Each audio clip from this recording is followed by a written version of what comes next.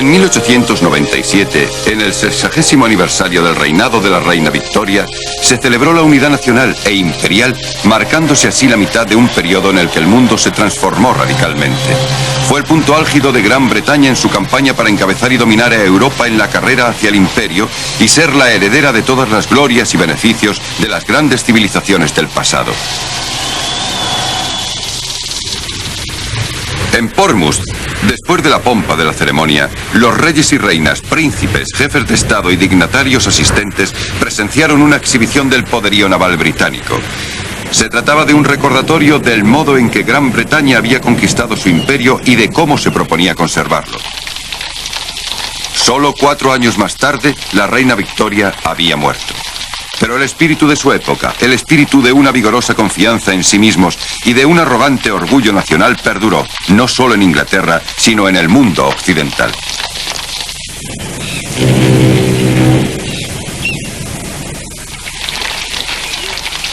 Entre 1870 y el comienzo de la Primera Guerra Mundial, tanto en Europa como en América, el mundo se transformó de un modo inimaginable. Más deprisa que nunca y tal vez más deprisa que en ninguna época a partir de entonces.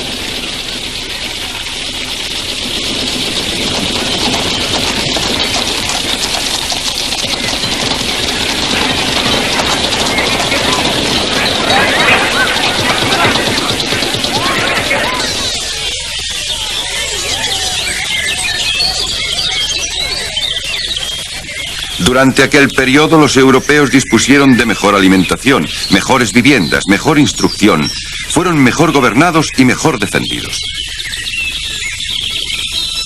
Sus formas de gobierno, configuradas como imperios, se propagaron por todo el globo, y en 1900 las civilizaciones no europeas habían sucumbido a su dominación.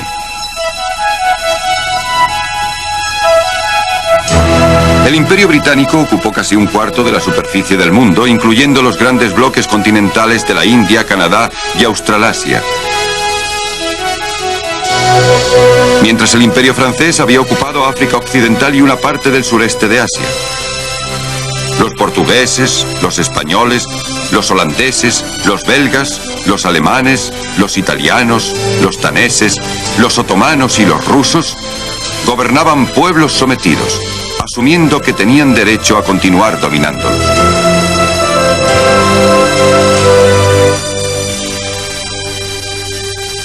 Londres controlaba el mayor imperio del mundo y gobernaba sus posesiones imperiales con dignidad autocrática, manejando a las poblaciones nativas con un equilibrio primorosamente armonizado de fuerza, coacción y concesiones.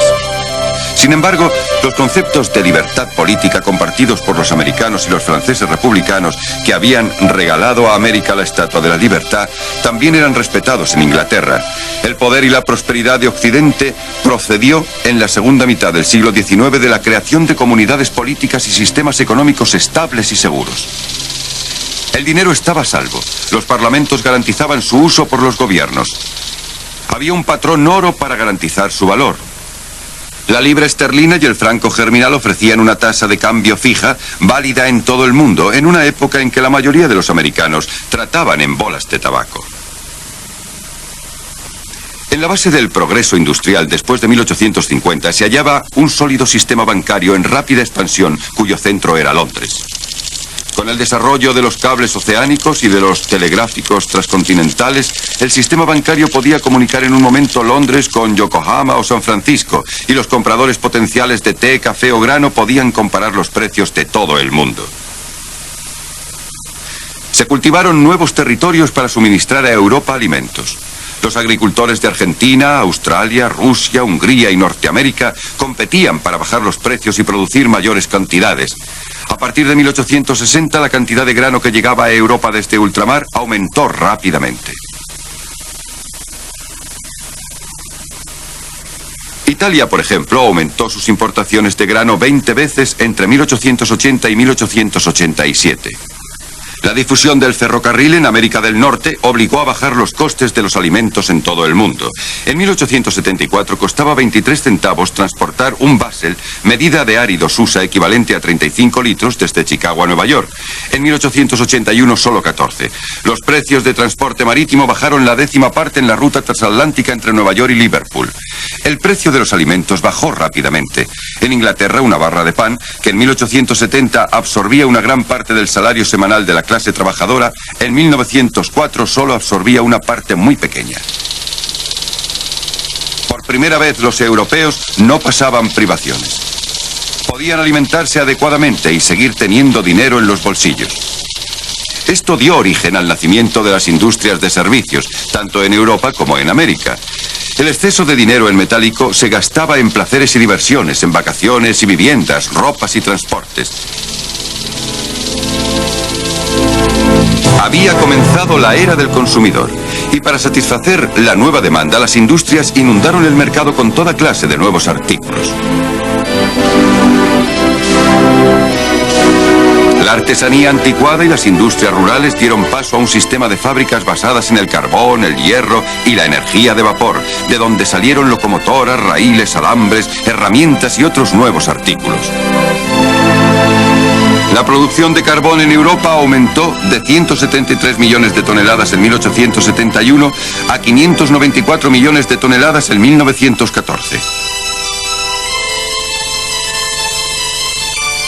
En los Estados Unidos el aumento fue aún más rápido. El valor de los artículos producidos se incrementó 33 veces entre 1860 y 1914. Lo más importante fue la revolución en la tecnología. Espoleadas por la inventiva británica, las nuevas industrias adoptaron las técnicas más recientes, aplicando la ciencia y la máquina a unos procesos anteriormente manuales.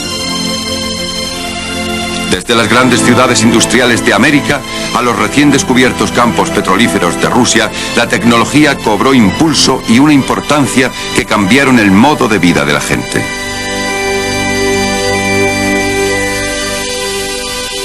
Las invenciones se sucedían sin cesar y hacían progresar más aún las economías de las naciones industrializadas.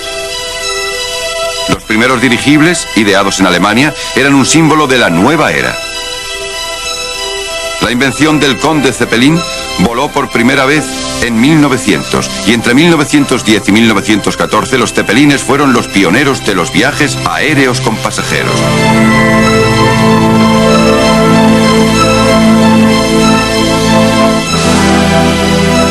En América, en 1900, los hermanos Wright entraron azarosamente en la historia con la primera máquina voladora que era más pesada que el aire. Pocas personas hubieran creído que esta monstruosidad mecánica duraría más que los elegantes dirigibles. El petróleo y la acumulación de poderío económico y capital abastecían a la inventiva.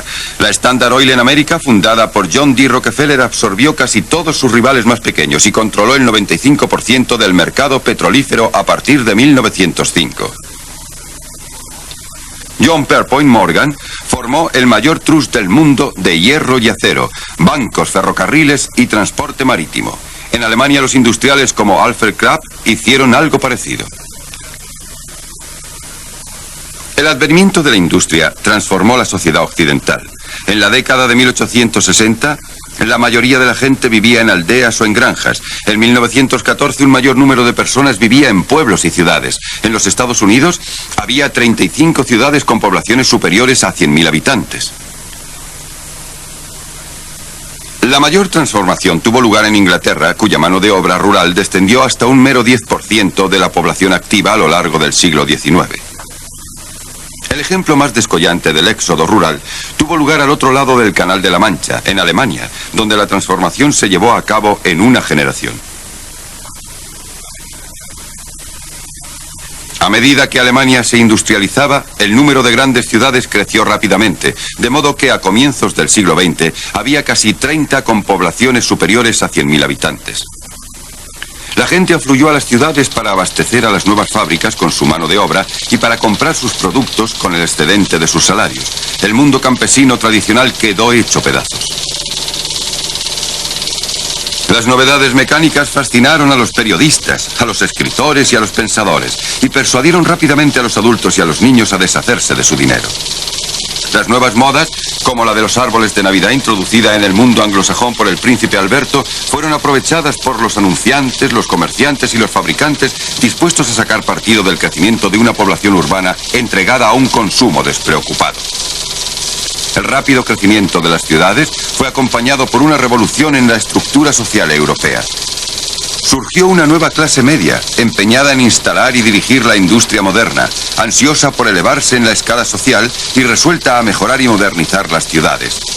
Esta nueva clase llegó a dominar la vida urbana, con la planificación de las ciudades y la introducción de nuevas carreteras y vías férreas. Este cambio afectó a la antigua aristocracia que se desplazó de la agricultura a la industria, la minería y los bancos.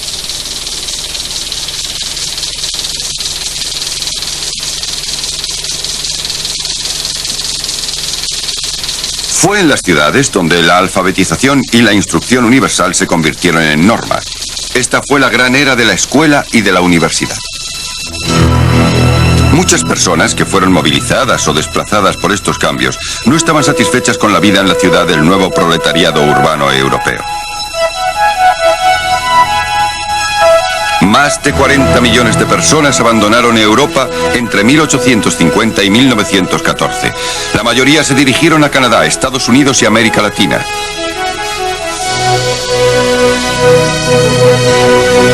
A donde quiera que fueran, los inmigrantes europeos llevaron consigo una nueva clase de dinamismo, a menudo fruto de la desesperación y los aderezos del nuevo orden económico.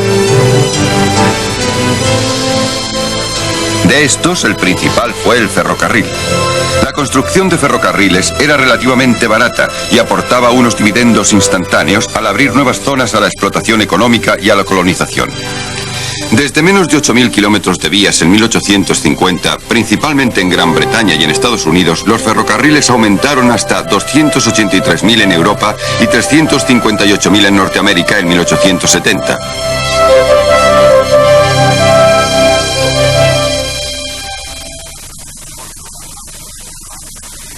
Por toda África, Asia y América Latina, los ferrocarriles llevaban el comercio y la cultura europea a los nuevos territorios, comenzando a romper el aislamiento y la independencia de las sociedades antiguas.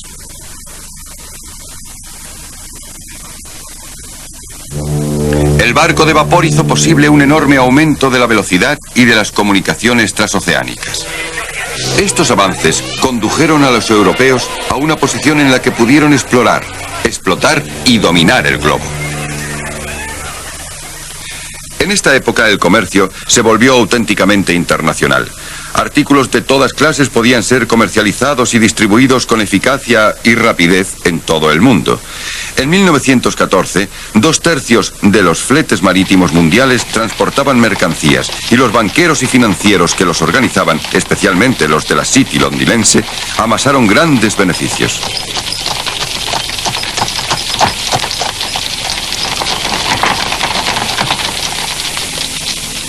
En 1870 grandes áreas del globo estaban bajo el control de una u otra de las potencias europeas. El incremento de la rivalidad entre ellas, la demanda inagotable de materias primas y las mejoras en los transportes y las comunicaciones hizo que en 1914 no quedara casi ninguna parte del mundo que no hubiera sido explorada, conquistada o controlada por Europa. Los nuevos imperialistas parecían considerar el mundo como una inagotable cueva de Aladino llena de recursos, con derecho a controlar, saquear y explotar. Espoleados por una mezcla de codicia y de extraordinaria curiosidad, los europeos llevaron la carga de su cultura dominante y de su tecnología siempre que pudieron a los otros continentes.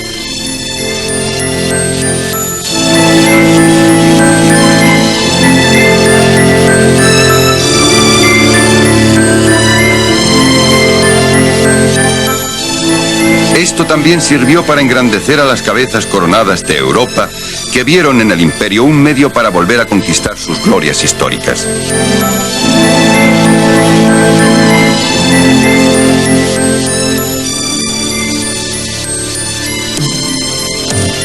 Los incentivos económicos eran considerables. Las inversiones en el extranjero convirtieron a muchos en millonarios. Estos certificados de acciones para las especulaciones de petróleo en Rusia fueron impresos en 4 idiomas.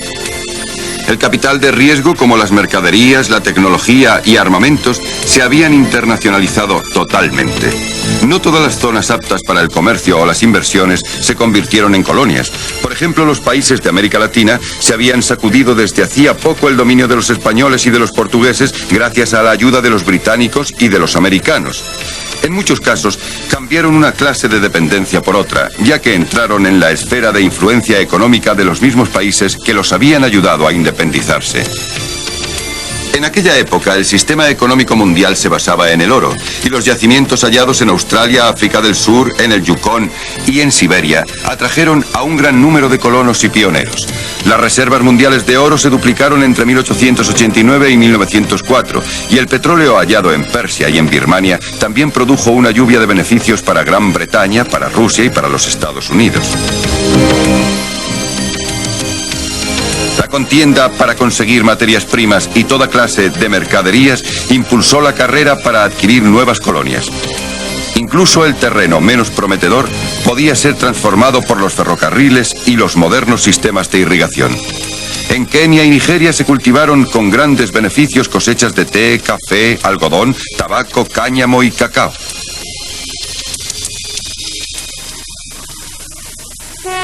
Esta prosperidad y espíritu de empresa imperiales motivó el estallido de un orgullo nacional que tuvo lugar en Londres en la época del 60º aniversario del reinado de la reina Victoria. Los ingleses estaban orgullosos de sus tradiciones imperiales y acariciaron la idea de considerarse una raza superior con un derecho moral a ejercer su poder sobre los pueblos de color. Un inglés en la India, por muy insignificante que fuera, era considerado miembro de la raza de los amos y sus más mínimos deseos eran atendidos. Los imperialistas europeos consideraban que el imperio llevaba la ilustración y la civilización a las sociedades nativas que gobernaban y por lo tanto tenían derecho a estar allí.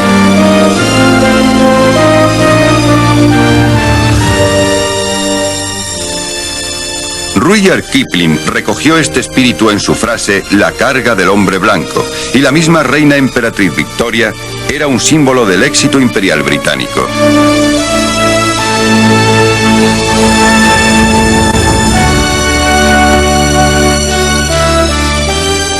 Mientras tanto, se creía que la prosperidad de Gran Bretaña dependía de la continuación de la cruzada imperial, y sus rivales en Europa comenzaron a contestar su derecho a poseer el mayor imperio que jamás había existido en el mundo.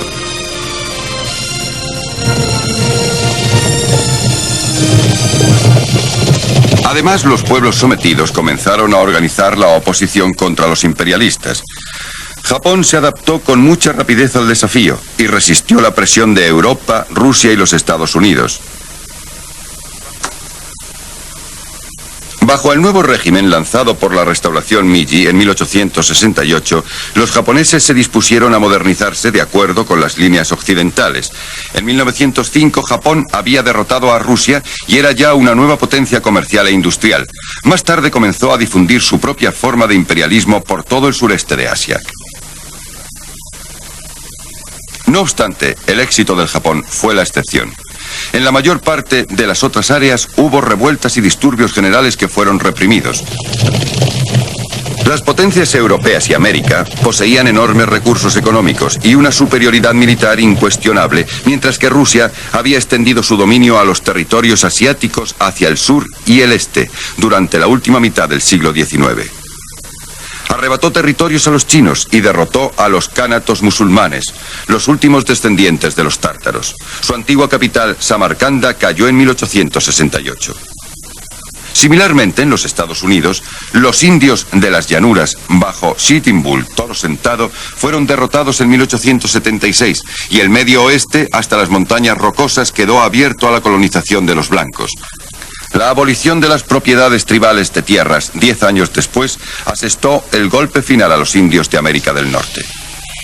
En África y en otros lugares, la superior tecnología militar de Occidente hizo que fuera relativamente barato y fácil conquistar y conservar los nuevos territorios.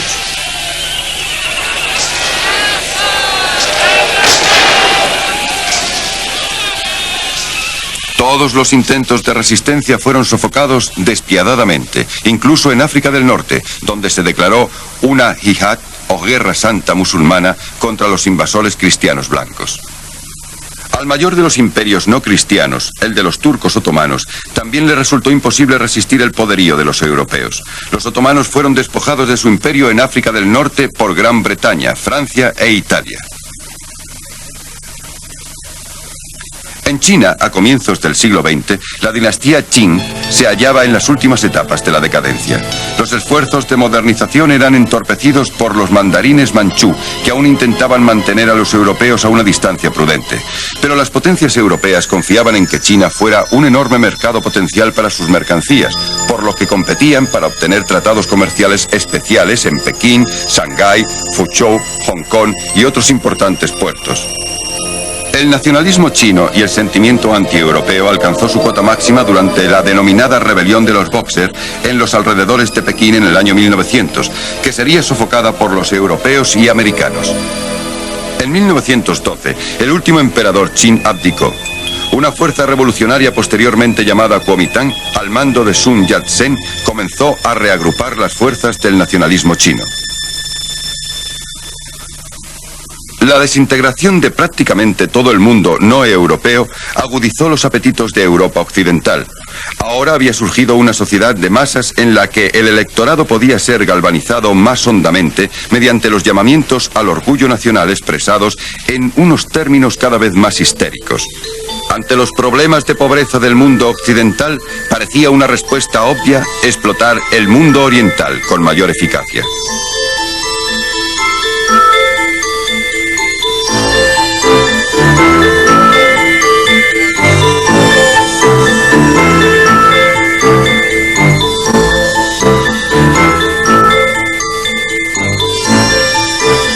Los problemas de la civilización con abundantes fábricas en las ciudades podían resolverse mediante la exportación de los proletarios a las nuevas colonias. De este modo resultó corriente incluso para el liberalismo apoyar el desarrollo del poderío nacional, la fabricación de armamentos y la presión constante dentro de las naciones europeas para competir por las posesiones imperiales. Las energías feudales del pasado se unieron a las energías industriales del presente. La caballería aún simbolizaba la fuerza de los prusianos, pero el imperio industrial de los Kraft era el puntal del poderío prusiano. Para un Estado europeo que quisiera alcanzar un imperio de ultramar, los grandes buques eran una necesidad perentoria. Gran Bretaña construyó una enorme flota en la década de 1890 y como respuesta, Alemania armó otra. Los rusos se convirtieron en aliados de los franceses para amenazar y contener a Alemania. Austria era aliada de Alemania y con la connivencia de esta intentó controlar los estados balcánicos para construir su propio pequeño imperio. El heredero del trono imperial austriaco, el archiduque Franz Ferdinand, fue asesinado en los Balcanes el 23 de junio de 1914 y estalló toda la red de alianzas, celos recíprocos y tensión imperial. Después de 1914, el mundo jamás podría volver a ser el mismo.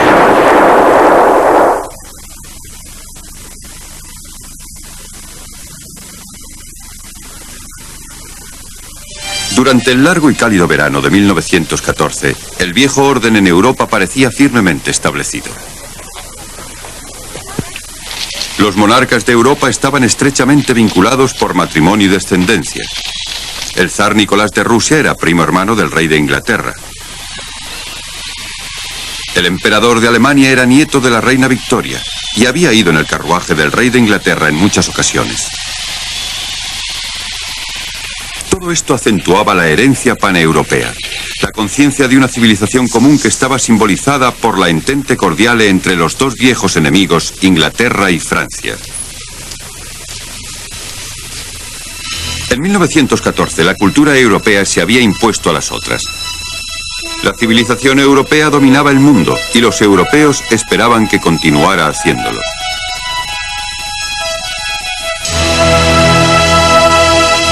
Pero la misma Europa estaba muy lejos de estar unida. Gran Bretaña y Francia eran las dos potencias imperiales dominantes y Alemania e Italia estaban ansiosas de darles alcance. El resto de Europa era un rompecabezas de querellas y celos nacionales. Alemania representaba la historia del éxito de la Europa moderna.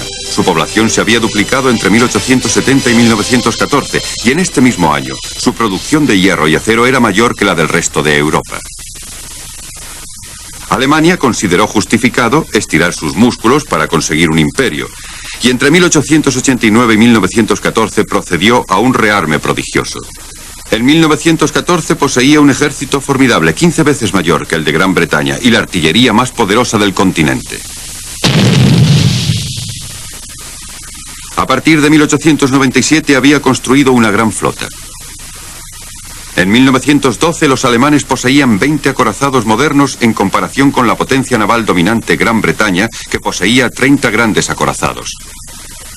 Gran Bretaña consideró que el crecimiento del poderío naval de Alemania era una gran amenaza, y en el verano de 1914, tras años de tensión, Jorge V presidió la movilización de la flota británica. Sus aliados, Francia y Rusia, también se movilizaron contra Alemania y el Imperio Austrohúngaro. Los alemanes, bajo el pretexto de la querella entre Austria y los serbios, iniciaron las acciones contra Rusia y Francia. Cuando las grandes potencias hicieron honor a sus obligaciones por tratados y a sus compromisos sobre el papel, sucedió lo inconcebible. Europa fue arrastrada a un conflicto bélico. Con entusiasmo y con ardientes expectativas, el mundo civilizado se lanzó a la guerra. El primer movimiento de los alemanes tomó por sorpresa a los británicos y a los franceses, un ataque masivo a través de Bélgica, dejando a un lado a Holanda. La resistencia belga fue aplastada y el avance alemán se convirtió en un paseo. Este avance llevó velozmente a las fuerzas alemanas, según lo planeado, hasta el desguarnecido flanco norte de los franceses, con París a su alcance. Al otro lado del canal, las fuerzas británicas comenzaban a embarcar. Eran muy reducidas, pero bien adiestradas y equipadas.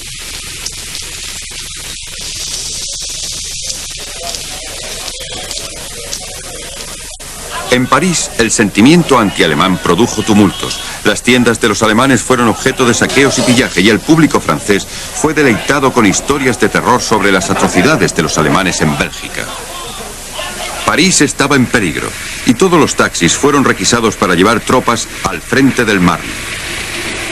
Todo el mundo esperaba que fuera una guerra de movimientos, una guerra combatida al galope, dominada por la caballería. Tanto los generales como los soldados rasos subestimaron la fuerza de la moderna artillería y la importancia de las nuevas armas y tácticas.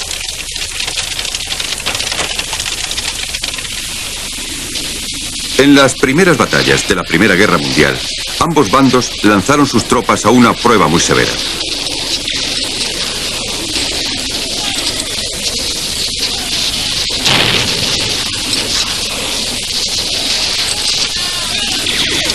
El pequeño ejército regular británico fue diezmado casi de inmediato.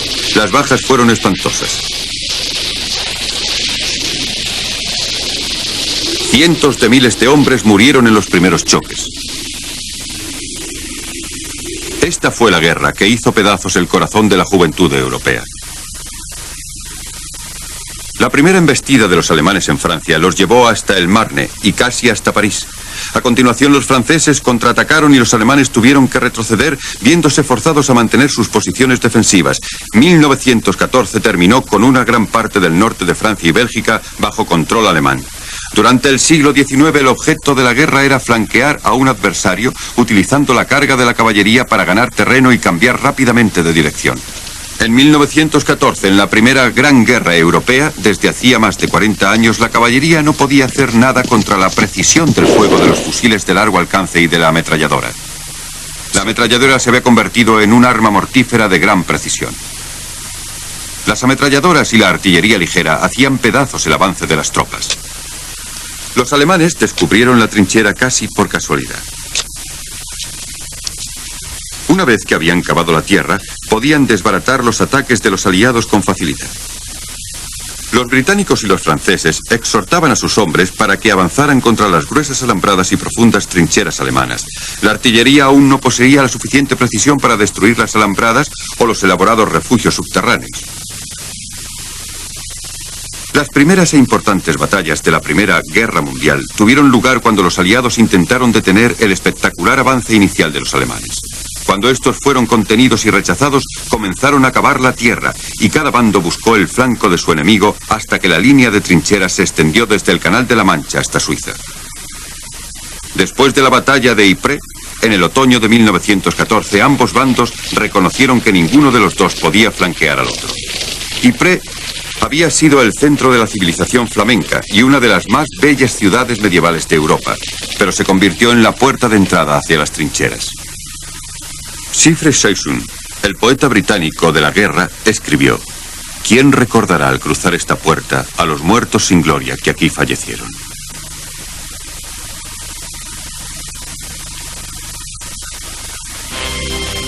Tanto en Gran Bretaña como en Alemania, el patriotismo era alimentado por una violenta propaganda. Los jóvenes eran alentados a luchar por el rey y por la patria, ofreciéndoles, si llegaba el caso, la pluma blanca, símbolo de la cobardía. Inicialmente el reclutamiento no fue necesario en Gran Bretaña. Solo se aceptaban voluntarios para las trincheras. Sin embargo, a principios de 1916 se introdujo el reclutamiento para todos los mayores de 18 años. En ambos bandos se movilizaron todos los recursos del Estado para la guerra total. Era una guerra internacional. Los aliados de Alemania eran el Imperio Austrohúngaro y Turquía. Los rusos lucharon contra Alemania en las trincheras de Francia. Las poblaciones civiles estaban organizadas con máscaras antigás, cartillas de racionamiento y certificados de ahorros nacionales. Las mujeres inglesas interpretaron un papel importante. Animaron a los héroes. Atendieron y confortaron a los heridos. Y a medida que avanzó la guerra, también se convirtieron en miembros activos de la población trabajadora, sustituyendo a los hombres en las granjas y en las fábricas de municiones. Toda mujer que trabajaba producía armas para los cañones de las trincheras. La participación de las mujeres en la guerra, incluso en Rusia, transformó su estatus. No cabe duda de que este hecho ayudó a su eventual emancipación en Gran Bretaña.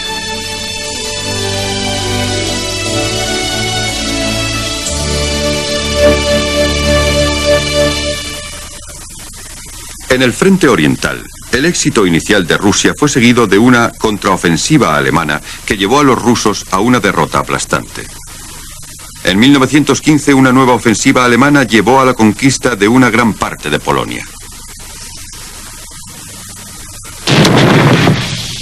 Durante 1916, los rusos contraatacaron y reconquistaron algún terreno. Pero la guerra en el este era diferente. La guerra de trincheras era la excepción y no la regla.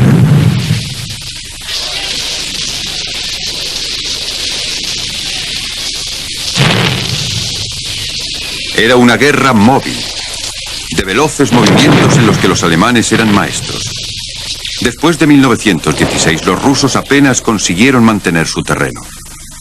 En Flandes, la línea de trincheras del frente había sido emplazada ya a finales de 1914. Detrás de la línea del frente, una multitud de trincheras de comunicación, de trincheras de reserva y de trincheras hospitales fueron cavadas y defendidas. Se trataba de unas estructuras defensivas inmensamente poderosas en las que no podían abrir brecha los ataques de la infantería. El resultado principal de las repetidas batallas en Flandes para la gente fue una tierra de nadie repleta de cadáveres. Esa parte del norte de Francia aún está plagada de desperdicios mecánicos de la Primera Guerra Mundial. Cada vez que se cava se encuentran restos de los muchos hombres que allí murieron. En la batalla del Somme, el primer día, 60.000 soldados británicos resultaron muertos o mutilados. 350.000 soldados franceses y 300.000 alemanes murieron en las diferentes batallas de Verdún. Más de 8 millones de muertos y desaparecidos, incluidos civiles, en 4 años de guerra. Entre 1915 y 1917, ninguno de los dos bandos logró realizar ninguna acción significativa o ganar terreno.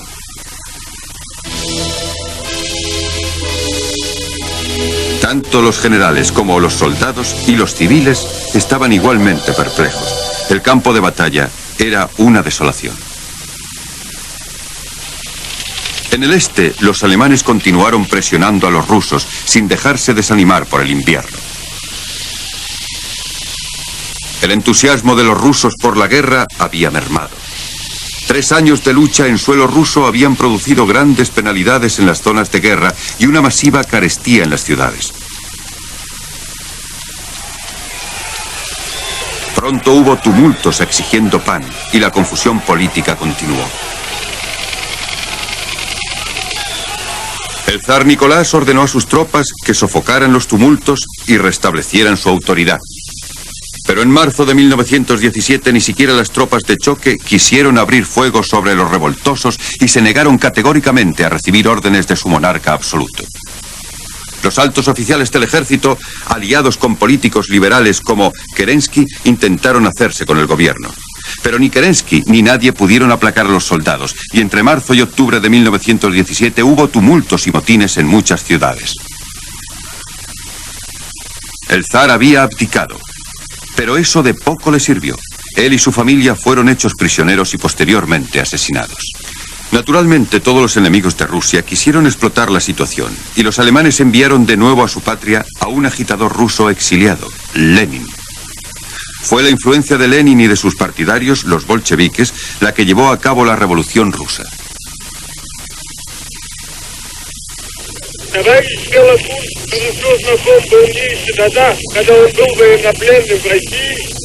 Lenin, cuyo nombre real era Vladimir Ilich Ulyanov, era el heredero de una antigua tradición rusa. Su vigor intelectual estaba combinado con el entusiasmo por la política violenta y radical. Su partido, los bolcheviques, logró explotar el amplio desgaste producido por la guerra y transformó el ejército en una fuerza revolucionaria. En la medianoche del 7 de noviembre de 1917 se produjo el asalto al Palacio de Invierno de San Petersburgo y el gobierno provisional de Kerensky cayó. Fue un acontecimiento que el gran realizador de cine ruso, Sergei Eisenstein, celebró en uno de sus films.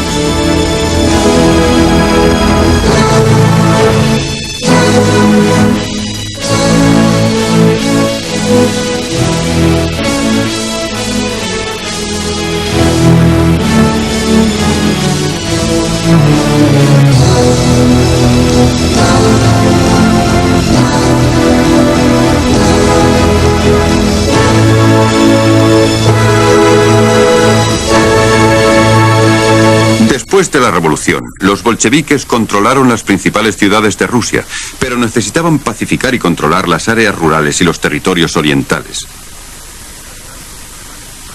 Mientras tanto, los alemanes invadieron la Rusia occidental, estableciendo nuevos estados satélites en las áreas que habían conquistado. Los rusos no pudieron hacer frente a la embestida de los alemanes y retrocedieron abandonando Polonia, Ucrania y los estados bálticos.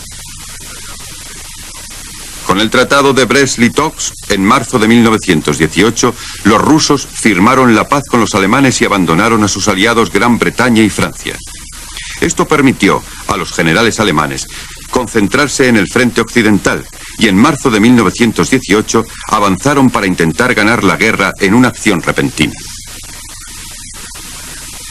Al principio, la campaña de Ludendorff fue coronada por el éxito. Pero las defensas de los aliados resistieron y Ludendorff no logró romperlas. Con el tiempo, las tropas británicas y francesas llevaron a cabo un afortunado contraataque.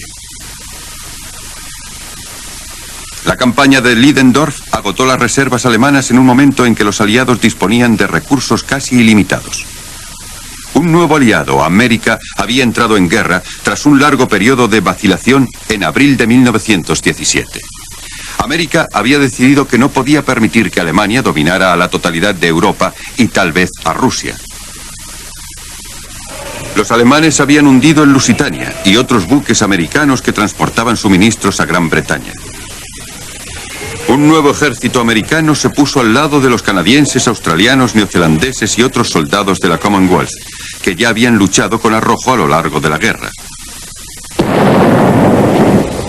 En esta época, la artillería aliada estaba a la par con la alemana. Poseía la suficiente precisión como para romper las alambradas y vaciar las trincheras de la línea del frente sin dejar impracticable la tierra de nadie y sin avisar al enemigo en qué lugar podía esperarse su ataque.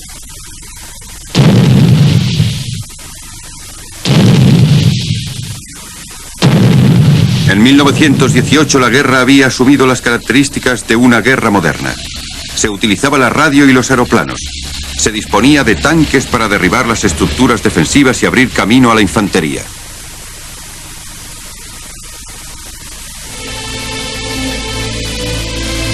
Cuando los aliados comenzaron su contraataque final en octubre de 1918, no tenían ni idea de si la campaña de Ludendorff había representado su último cartucho.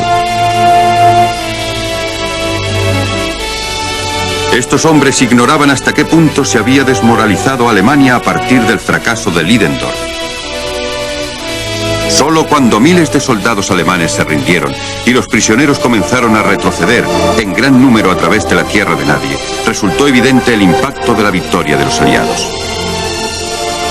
Cuando las trincheras fueron vaciadas de los heridos y de los muertos y se calcularon las vidas humanas perdidas, pudo evaluarse el impacto de esta guerra devastadora, la guerra que debía acabar con todas las guerras.